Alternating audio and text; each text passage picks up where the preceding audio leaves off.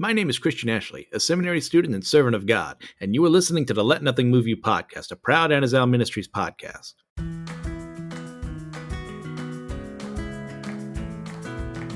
Welcome back, everyone, to the Let Nothing Move You podcast. I'm your host, Christian Ashley. As we continue on through the book of Genesis, we're almost done, people, and we're kind of not blitzing through, but getting through some more chapters here. As I was writing my notes, figured, you know what, sure, might as well do 3 this time around, because we'll be doing Genesis chapter 43 through 45 today, and then probably next time 46 to 48, and then finishing off with 49 and 50, and then from there heading on into the book of Exodus.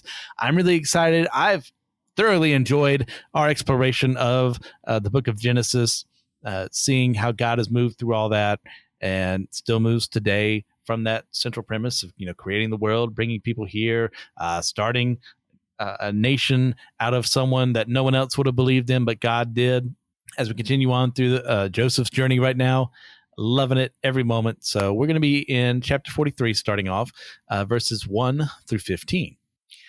Now the famine was severe in the land, and when they had eaten the grain that they had brought from Egypt, their father said to them, "Go again, buy us a little food." But Judah said to him, "The man solemnly warned us, saying, 'You shall not see my face unless your brother is with you. If you will send our brother with us, we will go down and buy you food. But if you will not send him, we will not go down. For the man said to us, you shall not see my face unless your brother is with you.' Israel said, 'Why did you treat me so badly as to tell the man that you had another brother?' They replied, 'The man questioned us carefully about ourselves and our kindred, saying, is your father still alive? Do you have another brother?' What we told him was an answer to those questions. Could we in any way know he would say, 'Bring your brother down'? And Judah said to Israel his father, 'Send the boy with me, and we will arise and go, that we may live and not die, both we and you and also our little ones. I will be a pledge of his safety. From my hand you shall require him. If I do not bring him back to you and set him before you, then let me bear the blame forever. If we had not delayed, we would now have returned twice.' Then their father Israel said to them, 'If it must be so, then do this. Take some of the choice fruits of the land in your bags and carry a present down to the man, a little balm and a little honey, gum, myrrh, pistachio nuts, and almonds. Take double the money with you. Carry back with you the money that was returned in the mouth of your sacks. Perhaps it was an oversight. Take also your brother and arise, go again to the man. May God Almighty grant you mercy before the man, and may he send back your other brother and Benjamin. And as for me, if I am bereaved of my children, I am bereaved.' So the men took this present, and they took double the money with them and Benjamin. They arose and went down to Egypt and stood before Joseph." Starting off here, as a result of Jacob's stubbornness and immovability, the famine that they could have stopped worrying about worsens. Simeon remains in prison in Egypt, and Joseph, no doubt, is wondering if his father cares about his family.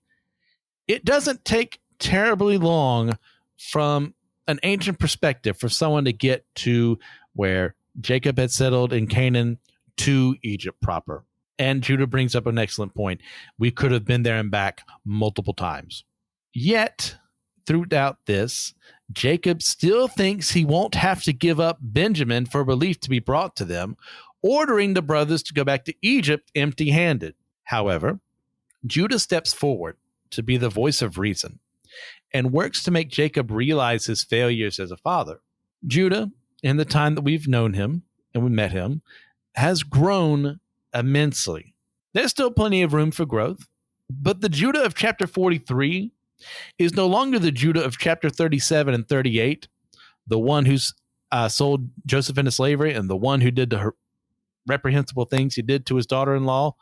And we need to praise him for no longer being that man, especially since if he fails in his gambit to bring Benjamin back home from Egypt, he will assuredly lose his birthright in the same way that Reuben, Simeon, and Levi had done so, because he's next in line. Because if he doesn't bring back Benjamin, Jacob is never going to forgive him for doing that, which means that I didn't look at the list. Whoever's next after Judah gets to be, the one who had the birthright. But knowing all of this, Judah does so anyways, knowing that remaining static will kill his entire family as they succumb to the famine. Judah uses logic and emotion to appeal to Jacob, who finally relents and allows Benjamin to leave with them. And let us praise Jacob for that too. He's done a lot wrong, but when confronted with the truth, confronted with the logic, with the emotion behind the statement, he realizes it's got to get done, and he allows it to get done. Should he have done it a lot earlier? Yes, but at least he got there. Not everyone makes it to that point. Some people remain entrenched, digging their head in the sand and pretending like they're okay.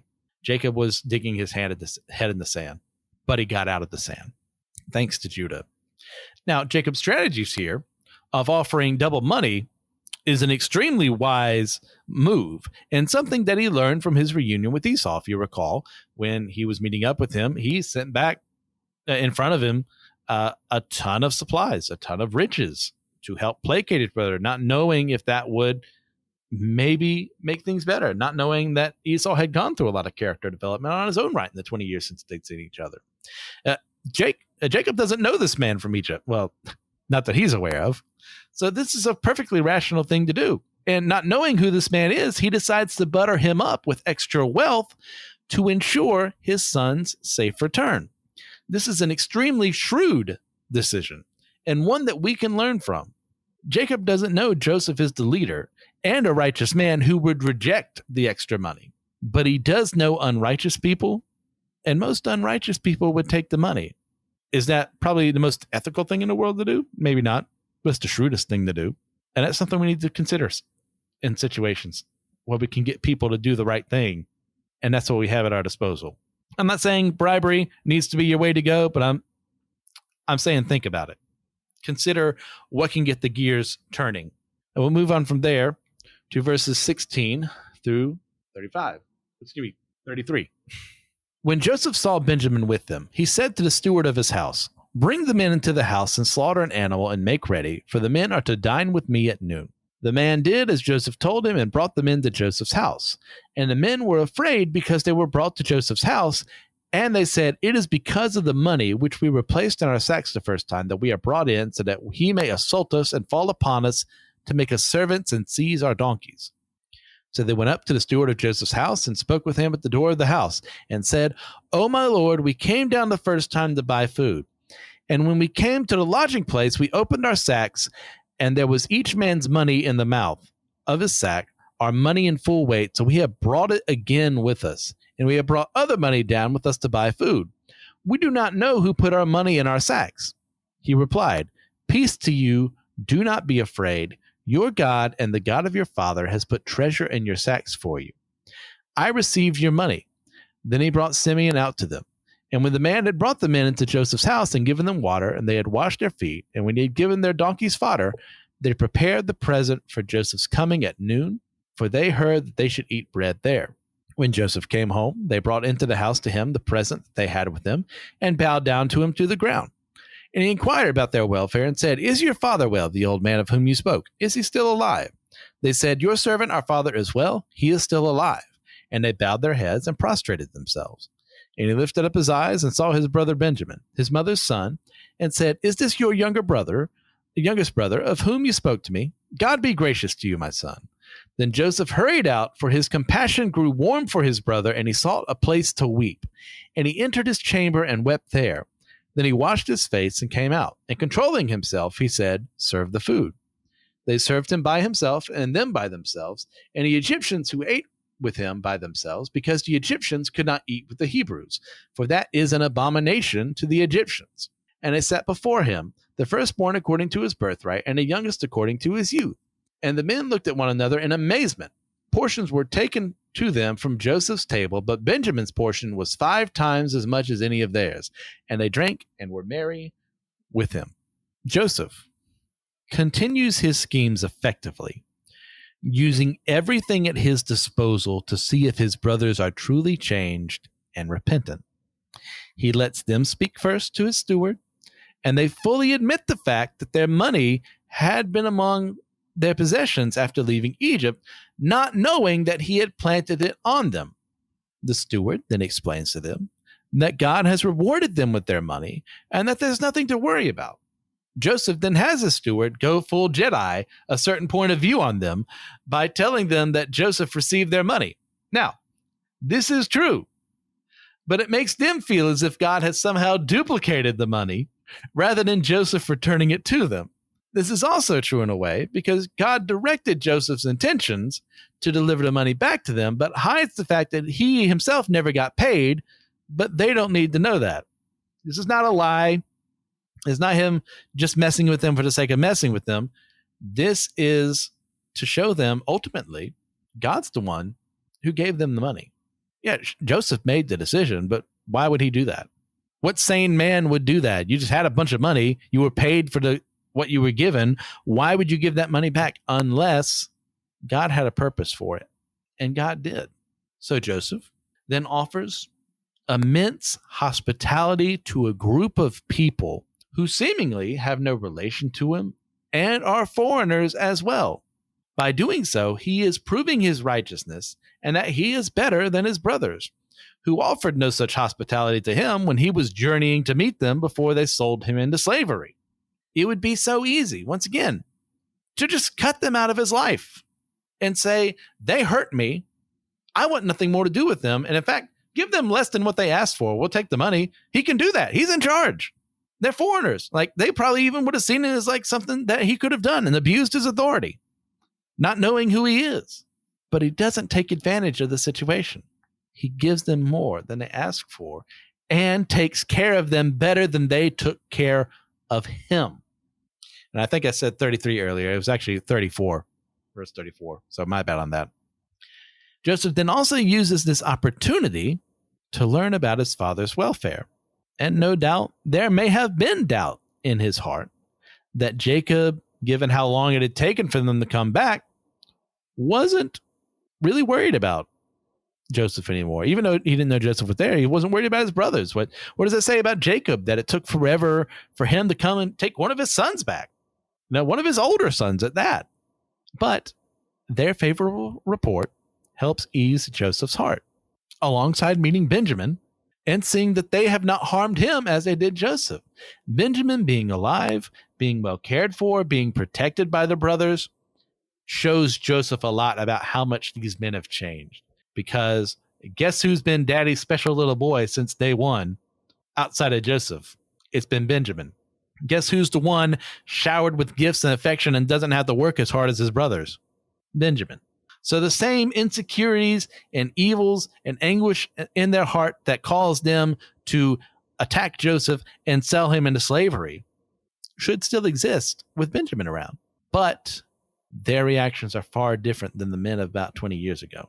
And he leaves the room, realizing this, fully overwhelmed by emotion to the point where he has to just cry and leave the room, because if he leaves the room, he gives up his ruse. He gives up his acting.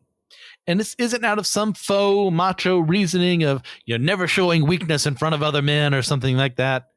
No, but like I said, it's because his ploys still aren't over, and explaining why he's crying to supposed strangers would ruin the ruses. So I've seen people out there just say, look, like, hey, he was weak and he cried alone. And that's, if you're going to cry, you should just do that alone as a man. It's like, that is a poor reading of the scriptures. That has nothing to do with what's going on here. I have no sympathy in my heart for anyone who would preach such a thing that way. If you're saying that, you're preaching scripture wrong. We need to have a talk. Him crying is not weakness. Him crying is such a good thing. All the emotions he's kept inside for 20 some years are being let out here, and he needs to get away, because if he does it in front of them, they're going to start asking questions. So he's got to get back and compose himself to get ready for them. And he's already done this before. Why would you think this is such a bad part of his character that he cries? Unless you have a bad image of being a man. Men are allowed to cry. There you go. I said it.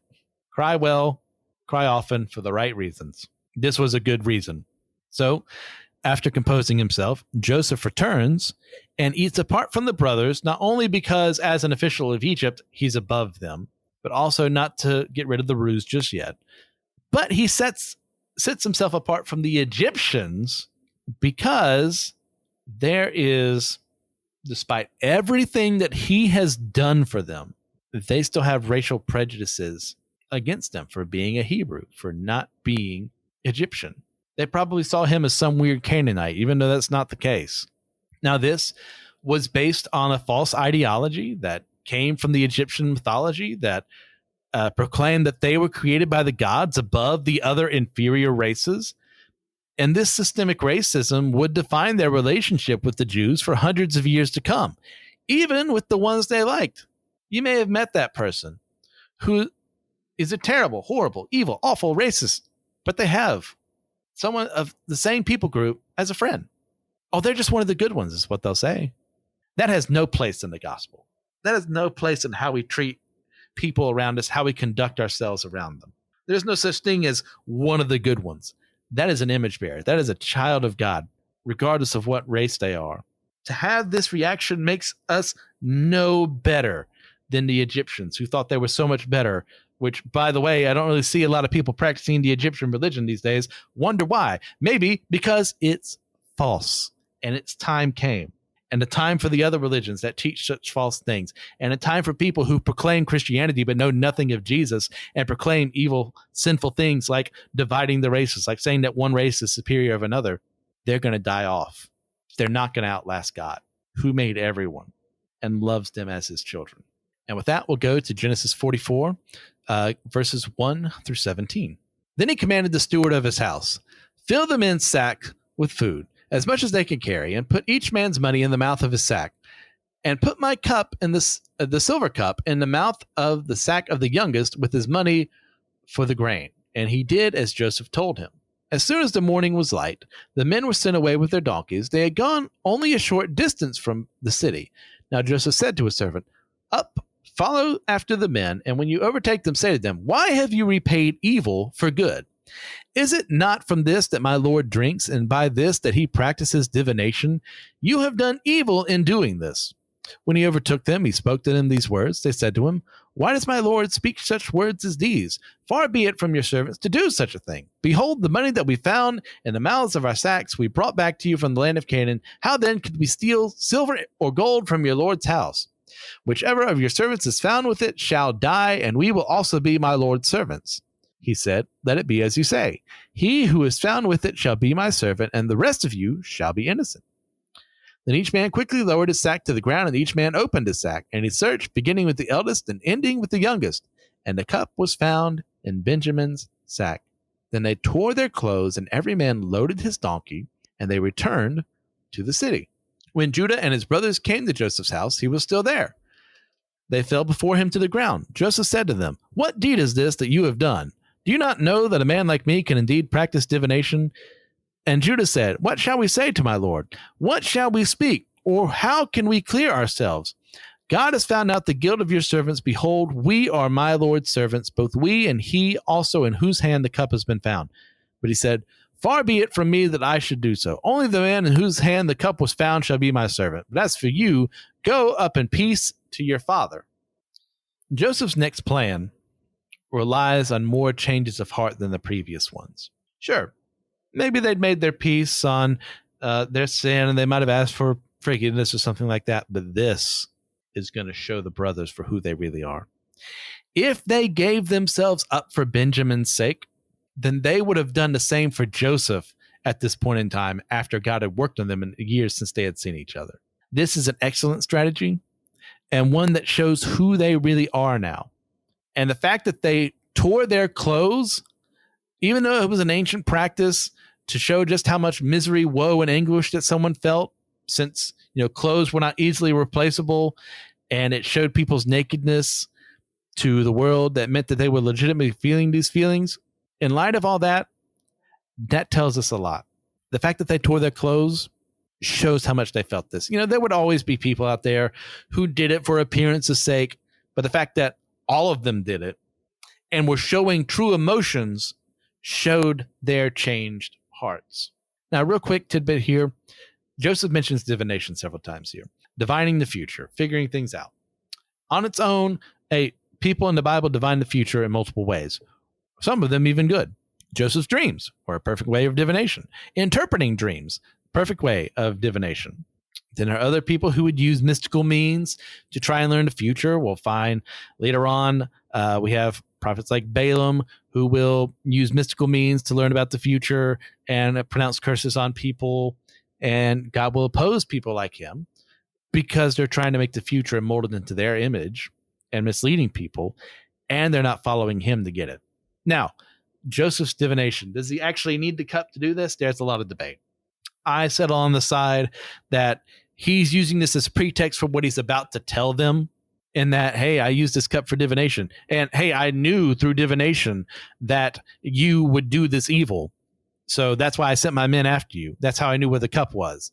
So I think this is him acting, using this as a pretext. So that, oh, but that explains it. He didn't just walk up one day and wonder, hey, where's my cup? Like, no, he knew through divination this was happening, was going to happen, and it sent people after the people responsible. But there are some people who believe that Joseph used that as part of his rituals to divine the future, to interpret the dreams of people. I find that very suspect. Using objects outside of, like, eventually we'll get to the Urim and Thummim, but those are approved by God. They are used specifically for the purpose of interacting with God and learning what God desires, versus an object that has nothing here, unless there's some missing scripture out there where God gives him this cup and says, hey, use this for your powers. Sure, I'm okay with that because God gave it to him, and Joseph would use it correctly. But I find it very hard to believe that Joseph legitimately used this for divination and used it in a righteous fashion. I think it is part of the ruse. It's part of the acting. But you're free to disagree with me on that. So, going back to the brothers, when they find out that they're being accused, they make a collective oath, a haughty and poorly thought out oath. Now, in this scenario, the brothers are right, because none of them stole the cup of divination. But their denials look like an attempt to save themselves when the cup is found. They have no reason to think anyone stole from Joseph, but they make the oath without strategy or reason. They make it because they simply are thinking rashly, and they want to prove their innocence rather than letting the investigation show the truth. We need to learn the same. Sometimes, when we're accused of evil, we go too far to prove our own innocence and bring things up that don't matter, or throw other people under the bus simply to show ourselves as righteous. When confronted, we need to be rational, slow to anger, and to be able to speak well for ourselves without demeaning others or causing problems for ourselves. It is righteous of them, in a sense, to be upset that they are being accused of something they did not do, because none of them did this. It becomes unrighteous in how they deal with the accusation. Oh, I would never do that. Yeah, sure. I probably never would. But using anything that has nothing to do with the context here is, well, what about him? I know what he's done in the past. I know what she's done in the past. You should be looking at them instead. That's not righteous. That's not loving. When accused, when you take a step back, think about a situation, which is very hard to do in the moment. I totally get it, as someone who can be very impetuous in those situations. But we can't let our emotions take control of us. We can't let our inability to reason things out take advantage of us. We need to be able to stand firm, say, no, that wasn't me. Let's work together. Let's find this out. Let's have an investigation. And if someone's trying to frame you, then you need to find people you can trust to work alongside you to find the truth. The brothers make a poor oath here. Their words were not their words. They just said them. They said them without thinking, because they didn't think it was possible. So now, as a result of the oath they made, one of them is going to die, and the rest of them are going to be slaves. No wonder they rend their garments the way they do. And throwing themselves at Joseph's mercy is no small task either to ask of these people. They could have fled and gone elsewhere and said, well, maybe we should send people up to Padan Aram and see if they got food up there. We have family up that way. I mean, sure, they're Laban's sons, but better than getting caught in Egypt and in prison. But instead, knowing that they could have either been executed, enslaved, or imprisoned, they chose to face their accuser. These men were used to a life of luxury compared to others around them, like for the day, Jacob would probably be either, if not rich, then higher middle class, as we would understand it. And so, like, compared to the other people around them, and thanks to their hard work and Jacob's original wealth and business practices that maintain their current wealth, they were living fairly comfortably. So to become a slave, when they themselves likely had servants and slaves, shows the depths of what they're willing to do to save Benjamin's life, as we will see in a bit. That shows a lot of their character. If they were evil men, they would have fled, or they would have fought, or what have you, anything but face the truth, anything but face their accuser. But they didn't stay there. They kept going. And we'll find out how by going through verses 18 through 34. Then Judah went up to him and said, "O my lord, please let your servant speak a word in my lord's ears, and let not your anger burn against your servant, for you are like Pharaoh himself. My lord asked his servant, saying, Have you a father or a brother? And we said to my lord, We have a father, an old man, and a younger brother, the child of his old age. His brother is dead, and he alone is left of his mother's children, and his father loves him. Then you said to your servants, Bring him down to me, that I may set my eyes on him. We said to my lord, The boy cannot leave his father, for if he should leave his father would die. Then you said to your servants, Unless your youngest brother comes down with you, you shall not see my face again. When we went back to your servant, my father, we told him the words of my lord. And when our father said, Go again, buy us a little food, we said, We cannot go down. If our youngest brother goes with us, then we will go down, for we cannot see the man's face unless our youngest brother is with us. Then your servant, my father, said to us, You know that my wife bore me 2 sons. One left me, and I said, Surely he has been torn to pieces, and I have never seen him since. If you take this one also from me, and harm happens to him, you will bring down my gray hairs in evil to Sheol. Now therefore, as soon as I come to your servant my father, and the boy is not with us, then as his life is bound up in the boy's life, as soon as he sees that the boy is not with us, he will die, and your servants will bring down the gray hairs of your servant, our father, with sorrow to Sheol. For your servant became a pledge of safety for the boy to my father. If I do not bring him back, saying, If I do not bring him back to you, then I shall bear the blame before my father all my life. Now therefore, let your servant remain instead of the boy as a servant to my lord, and let the boy go back with his brothers. For how can I go back to my father if the boy is not with me? I fear to see the evil that would find my father." Judah's speech here solidifies the development he's had since Joseph last saw him. He rightfully attributes God as the one who revealed their treachery and is punishing them for their many sins. The Judah who rallied the brothers to sell Joseph into slavery is no more. He admits his sins and evil and presents himself as a sacrifice for Benjamin. He explains rationally and reasonably why allowing Benjamin to remain behind will ruin Jacob's life, and admits his faults before Joseph, bowing down to him with his brothers as was prophesied, and begs for forgiveness. Offering himself up as a sacrifice is precisely what will change Joseph's heart in the next chapter and lead to the true reconciliation between brothers. There is a lot that can be said about Judah as an ancestor of Christ, acting in Christ's place, in a sense, as a sacrifice.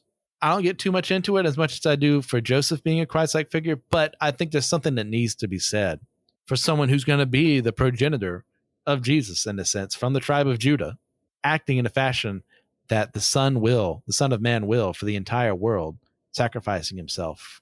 But to get to our more Christ-like figure here, let's continue on in the chapter 45, verses 1 through 15. Then Joseph could not control himself before all those who stood by him. He cried, Make everyone go out from me. So no one stayed with him when Joseph made himself known to his brothers, and he wept aloud so that the Egyptians heard it, and the household of Pharaoh heard it. And Joseph said to his brothers, I am Joseph. Is my father still alive? But his brothers could not answer him, for they were dismayed at his presence. So Joseph said to his brothers, Come near to me, please. And they came near. And he said, I am your brother Joseph, whom you sold into Egypt. And now do not be distressed or angry with yourselves because you sold me here, for God sent me before you to preserve life. For the famine has been in the land these 2 years, and there are yet 5 years in which there will be neither plowing nor harvest. And God sent me before you to preserve for you a remnant on earth, and to keep alive for you many survivors. So it has So it was not you who sent me here, but God. He has made me a father to Pharaoh and lord of all his house and ruler over all the land of Egypt. Hurry up and go to my father and say to him, thus says your son Joseph, God has made me lord of all Egypt. Come down to me, do not tarry. You shall dwell in the land of Goshen, and you shall be near me, you and your children's children, and your flocks, your herds, and all that you have. There I will provide for you, for there are yet 5 years of famine to come, so that you and your household and all that you have do not come to poverty. And now your eyes see, and the eyes of my brother Benjamin see, that it is my mouth that speaks to you. You must tell my father of all my honor in Egypt and of all that you have seen. Hurry and bring my father down here. Then he fell upon his brother Benjamin's neck and wept, and Benjamin wept upon his neck. And he kissed all his brothers and wept upon them. After that, his brothers talked with him. Remember earlier how I was complaining about people, about Joseph crying in private? I don't know how they read this verse and go, that's something bad. The genuine emotions that come from this reveal. Everything has been building up since chapter 37 to this moment.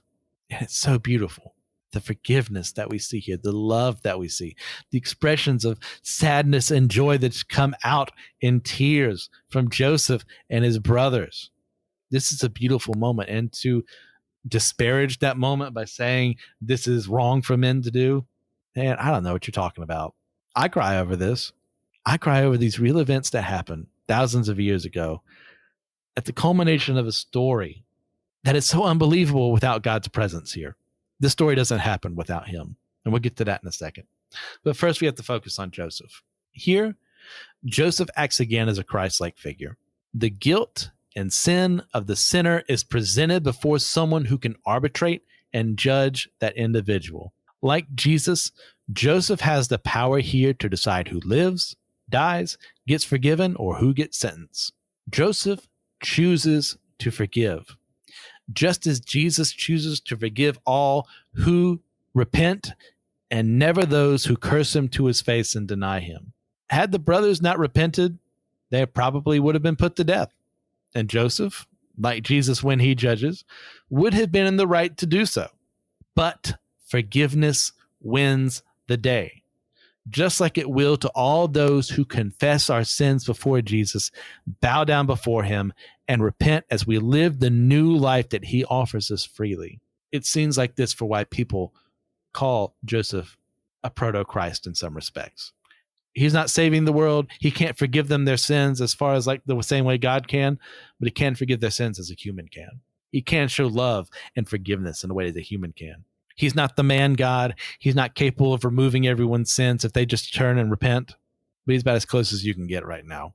And this is such a beautiful moment of reconciliation, of love and forgiveness, triumphing over evil, triumphing over Satan. So, as a part of this, Joseph admits his charade and welcomes them with open arms. They can't even believe this whole story because how could this have happened? Joseph was sold as a slave, yet God had protected him and made him mightier than them. It is the realization of what is going on here that they understand that through this whole ordeal, God wasn't some passive observer who didn't have the power to make this happen or who was making this whole thing up as he went along without a knowledge of the future and how people react. But instead, God was the one who made this come to pass for the sake of the family and ultimately the world. If this does not happen, we do not have Jesus in the way that we do now. God would still have delivered the world, but not the way it happens in Scripture. History would have changed. Scripture would have changed as a result if Joseph does not act the way he does now, if the brothers do not act the way they do now, if God is not sovereign through it all. God's loving power is the power of El Shaddai, the all-sufficient, almighty God. To attribute these events to happenstance and circumstance are simply ludicrous. And frankly, I don't have enough faith to believe that harebrained idea. I do not have enough faith in me to believe in this all just happening to work together. The step-by-step plan doesn't exist. God's not sovereign. God's not in control. God doesn't have that power. He is not omnipotent. He is not almighty. I don't have enough faith to think that because there's a lot of extra steps you have to make along the way to have us ending up where we are right now. Now, forget our lives, just talking about Joseph's life. If God's making it up as he goes, man, that's a lot. If God knows what he's doing, had planned it beforehand, saw what was going to happen, knowing the personalities of the people involved, and engineered things behind the scenes, through the scenes, to make things end up here, that's the God I want to worship. That's the God I love. That's the God I have no trouble having faith in. So to Joseph, he then shares his history to him, tells them that, there's going to be a famine to continue, that the famine that's currently happening is going to continue on for 5 more years, and that they're forgiven by him. He rightfully attributes their continued existence to God's machination, who used their evil to bring good to them, and we'll get to that verse later on in Genesis, and will provide them with a home in the land of Goshen so that they can still live separately from the racist Egyptians who don't take kindly to shepherds and yokels, which is who they see them as in their eyes. That's just not me being cute. That they would call them way worse names. There are no more hard feelings or desires for revenge. Instead, Joseph welcomes his brothers with open arms and goes above and beyond to provide them with somewhere to live in safety alongside his father and their families. He doesn't have to do any of this. He can just let them go back to Canaan. Think, hey, Jacob, Dad, Joseph's alive. That could have been the end of the story. But Joseph chooses to go to the people who abused him in the past and love on them, because now that they have proven themselves worthy, he can be with them. This is not going back to your abuser, hoping that they change and they're never changing. No, this is an abuser who's stopped being an abuser, and he's seeking reconciliation with them. Now, we finish off today with verses 16 through 28. When the report was heard in Pharaoh's house, Joseph's brothers have come, it pleased Pharaoh and his servants. And Pharaoh said to Joseph, say to your brothers, do this, load your beasts and go back to the land of Canaan. And take your father and your households and come to me, and I will give you the best of the land of Egypt, and you shall eat the fat of the land. And you, Joseph, are commanded to say, do this, take wagons from the land of Egypt for your little ones and for your wives, and bring your father and come. Have no concern for your goods, for the best of all the land of Egypt is yours. The sons of Israel did so, and Joseph gave them wagons according to the command of Pharaoh, and gave them provisions for the journey. To each and all of them he gave a change of clothes, but to Benjamin he gave 300 shekels of silver and 5 changes of clothes. To his father he sent as follows: 10 donkeys loaded with the good things of Egypt, and 10 female donkeys loaded with grain, bread and provision for his father on the journey. And then he sent his brothers away, and as they departed he said to them, do not quarrel on the way. So they went up out of Egypt and came to the land of Canaan to their father Jacob. And they told him, Joseph is still alive, and he is ruler over all the land of Egypt. And his heart became numb, for he did not believe them. But when they told him all the words of Joseph, which he had said to them, and when he saw the wagons that Joseph had sent to carry him, the spirit of their father Jacob revived. And Israel said, it is enough. Joseph, my son, is still alive. I will go and see him before I die. Now, starting off with Pharaoh, he proves himself to be kind in agreeing to Joseph's requests. Now, as is made self-evident through things like what happened earlier, and that Joseph is still forced to eat apart from the other Egyptians, even though he has an Egyptian wife and half Egyptian children, Pharaoh may hold his own inner racism towards the Hebrews, but the compromise of Goshen and his love for Joseph and what he's done for them ultimately persuades him. Pharaoh, like many people, has his prejudices. Some of those are racial in nature, some involve other things. So I will give this to Pharaoh and how he acts righteously here, looking after these people. Then we go back to Joseph, who gifts his family with far more than they asked him, showing favor to Benjamin, of course, as well, giving him even more, and gets them back home so that they can bring his father back to him. And Jacob, understandably so, has disbelief at first. But to his immense credit, he moves past his sinful nature and stubbornness and leaves Canaan for Egypt. Can you imagine being there in the tent where the brothers come back, Simeon's back, Benjamin's back, but there's more. Joseph is alive and he rules over Egypt. How could you believe that story without seeing it? Unless everyone involved is speaking of the truth. You've heard Joseph's words sent from him to them so that you can hear them. And Jacob gets to hear what he's longed for this whole time, to see his son again. And he doesn't even have to make a trip to Sheol to do it. And with that, we're done with Genesis 43 through 45. Thanks for coming along for the journey. Please get a chance to leave a 5-star review on your podcasting platform of choice. Just help us with the ratings there. If you're interested in my own fiction writing, you can find my works at starvingwritersguild.com or on Amazon by searching for the name MC Ashley. If you're interested in some further solid studies into the Bible and its teachings, then check out the other members of the Anasound Ministries podcasting network. You can contact me at letnothingmoviepodcast@gmail.com. I'd like to extend a special thank you to Joshua Knoll for the editing that he does and for the music he adds to the podcast. And with all that in mind, God bless you all in accordance to his will and not mine. And allow me one more time to remind you, let nothing move you.